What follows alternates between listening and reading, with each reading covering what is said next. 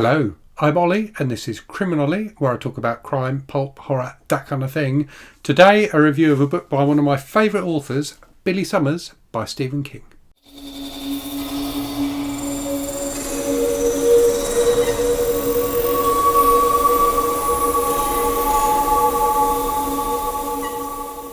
So Stephen King is an author I've been reading for nearly 40 years. I know you wouldn't know it to look at this youthful face, but I'm 50 years old and I read my first Stephen King book, which was Christine, when I was, I think, 12 or 13. So 37, 38 years ago.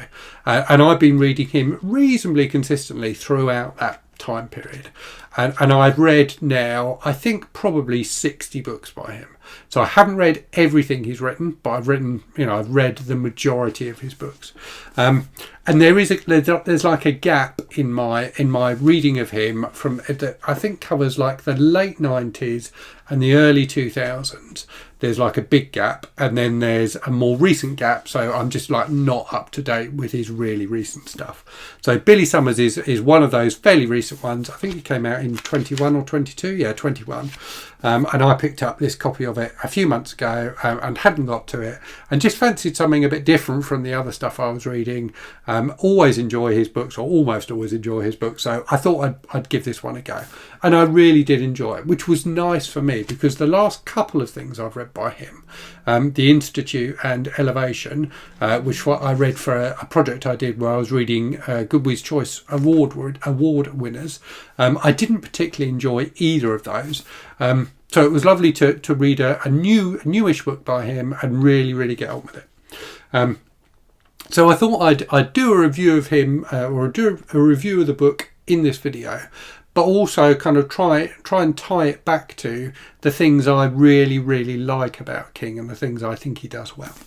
So Billy Summers is a book about a hitman who's hired to do a job that feels a little bit dodgy. So he's not 100% convinced that it's the right thing to do, but they're offering him a ton of money, and if he does this job, he can get out of the business and retire. So that hitman is Billy Summers, and the job is to assassinate this guy who's being tried for a crime. So one of Billy Summers, like many hitmen in books and movies like this, has kind of got a moral code, and he only assassinates bad guys. Yeah.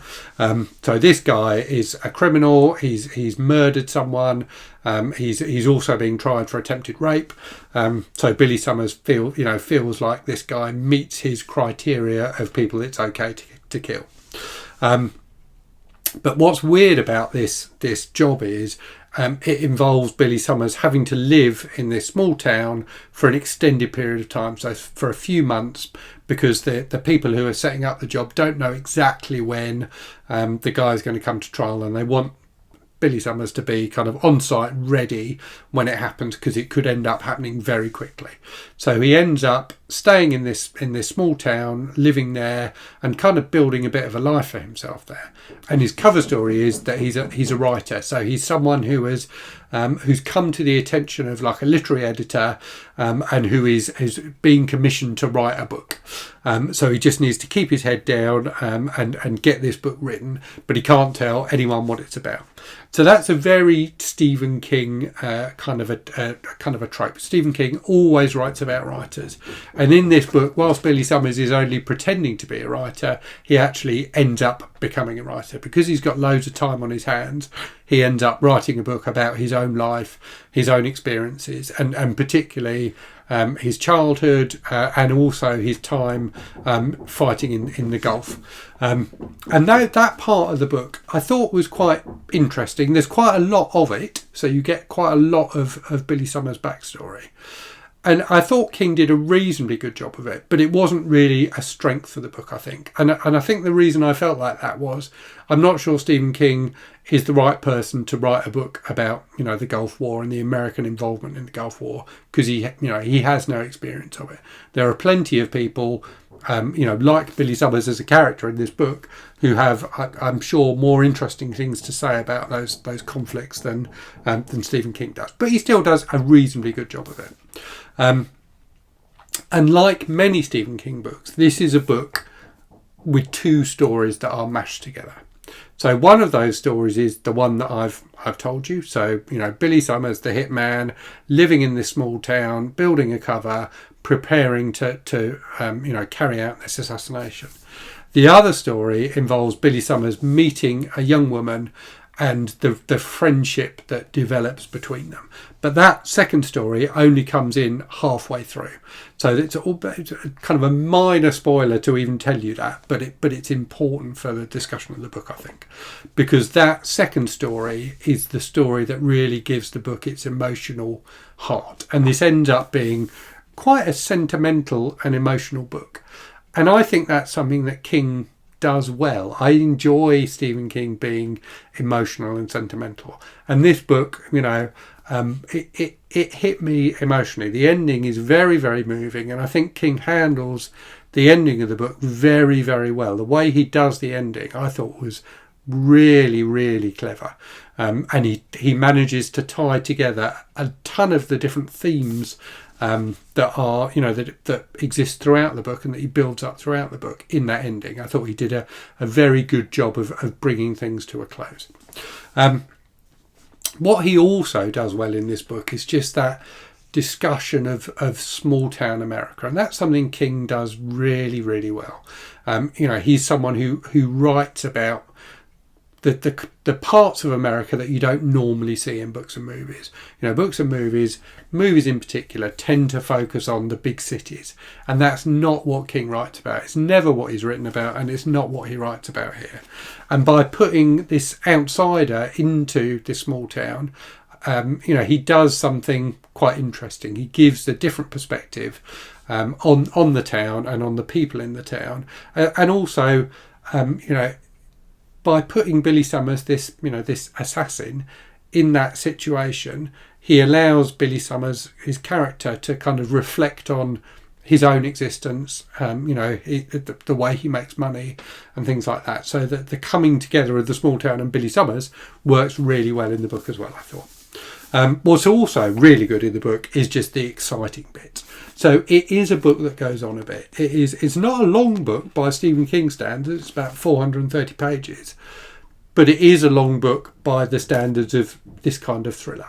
And I think the kind of book that King is emulating in this is that kind of, quite taut thriller. The kind of hitman with a heart trope is one that's commonly used. And I think it's usually used in shorter books than this. I think this book is definitely longer than it needs to be. But King does that thing he does so well of just embedding you in the environment, and you really feel like you get to know the characters, both Billy Summers but the other characters as well, and you do enjoy spending time with them, and hearing about what they're doing, and hearing about Summers building this life for himself, but also hearing about his backstory.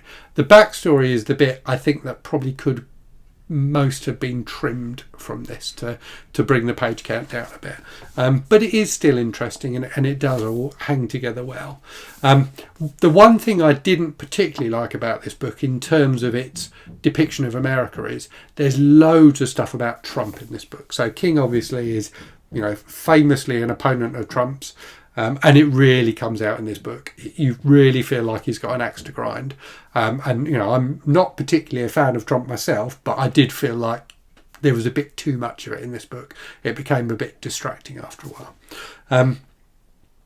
But overall, it's good. It's a bit longer than it could have been, but it is a really good, really solid thriller. The exciting parts are genuinely really exciting.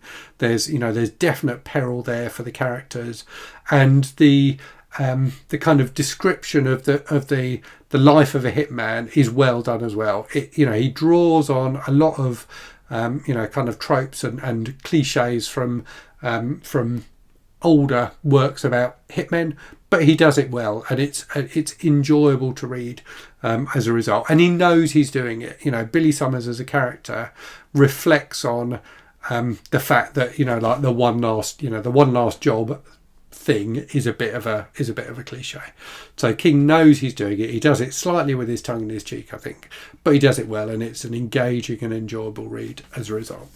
So it felt to me, whilst it's not classic King in terms of, it's not really a horror story, it's not a horror story at all, it felt like it does well a lot of the things that King is known for and consistently does well in his books. So, kind of the small town, and writing about writing in particular. So the depiction of small town life in this book is great, and his analysis of the art of writing is really interesting as well. And the fact that he chooses a non-writer who becomes a writer in this book, I thought was an interesting way of doing it, and different from the way he's done it in previous books. The other thing actually that I thought didn't work particularly well in this book is, so I've said it's not a horror book. There is one horror element. So King includes references to The Shining. So there's parts of this book that take place near the ruins of the Overlook Hotel. And there's a slightly spooky kind of subplot that happens, which I just thought was a bit too on the nose and a bit unnecessary. It was a bit too kind of self-referential. So that part I probably would have trimmed out as well to bring the page count down. But overall, a really enjoyable thriller. It's emotional, it's amusing at times, it's heartwarming at times, and it's also very, very exciting. So definitely one I would recommend as kind of a summer beach read. So yeah, it was fun for me to read Stephen King again. I really enjoyed that experience, and as I said at the start, it was nice to read a recent King book that I enjoyed, and it made me reflect on the fact that there are still some gaps in my reading of King. So I've read a lot of books by him, but not all of them. So I will be putting up a video tomorrow talking about a new project where I'm going to address those gaps. So I hope you found that interesting. Do let me know in the comments if you've read Billy Summers and what you thought of it. And as always, thank you very much for watching. Hope you're safe and well out there. Hope you're reading good stuff, and I'll speak to you again very soon. Cheerio.